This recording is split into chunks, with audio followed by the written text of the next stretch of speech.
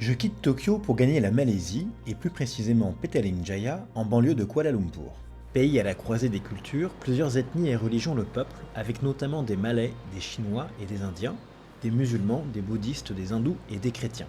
Je retrouve Antoine, qui vit dans un foyer pour jeunes défavorisés. Il les accompagne dans leur développement personnel et scolaire, organisant des activités à vocation pédagogique et gérant en partie le volet administratif du centre. Le but de ce foyer en fait ici, c'est de les éduquer, c'est de leur dire voilà, vous devez travailler, vous devez aussi développer votre personnalité. Et donc moi mon boulot c'est surtout ça en fait. Leur apprendre à travailler, leur faire aimer l'école et aussi développer leur personnalité. Ça c'est hyper important. Ils ont des difficultés en fait à gérer leurs émotions. Parce qu'effectivement ils n'ont pas forcément de parents ou alors ils les voient très rarement. Donc le but c'est vraiment en fait de les calmer. Ils viennent aussi d'un milieu qui est parfois agressif.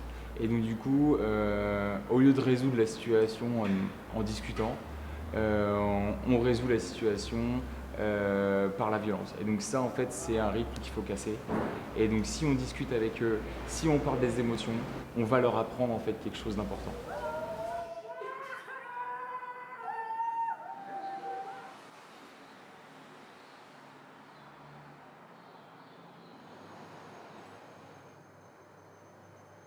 Je suis responsable en fait du temps spirituel avec eux, mais le problème c'est que il y a trois cathos, un bouddhiste et le reste d'hindous. Donc pour faire des prières ensemble, c'est plutôt compliqué. Pour ma part, je pars plus sur une prière quotidienne que je faisais pas forcément en France. Ici, ça m'aide quand même pas mal. Et puis après, c'est vrai que je vais à la messe avec les enfants. Il y a la communauté catholique francophone qui est là aussi.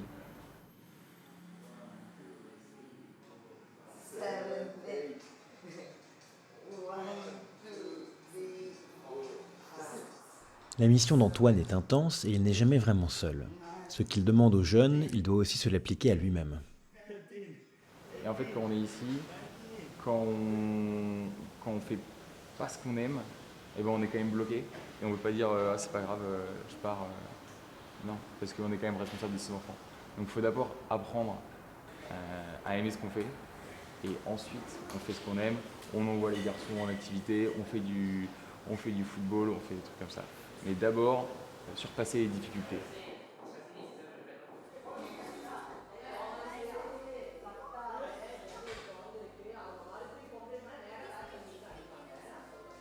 La joie de la mission, pour moi, c'est de voir leur progression en fait.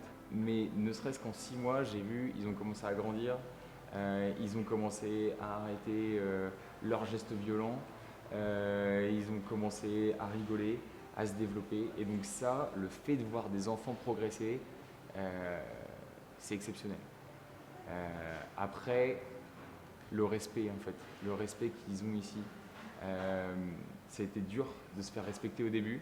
Il y a 11 gars, ils viennent un à un et ils essayent de tester tes limites. Et en fait, la joie de la mission, c'est d'avoir réussi s'être fait respecter. Et maintenant, on arrive à déconner. Et ça, ça c'est énorme.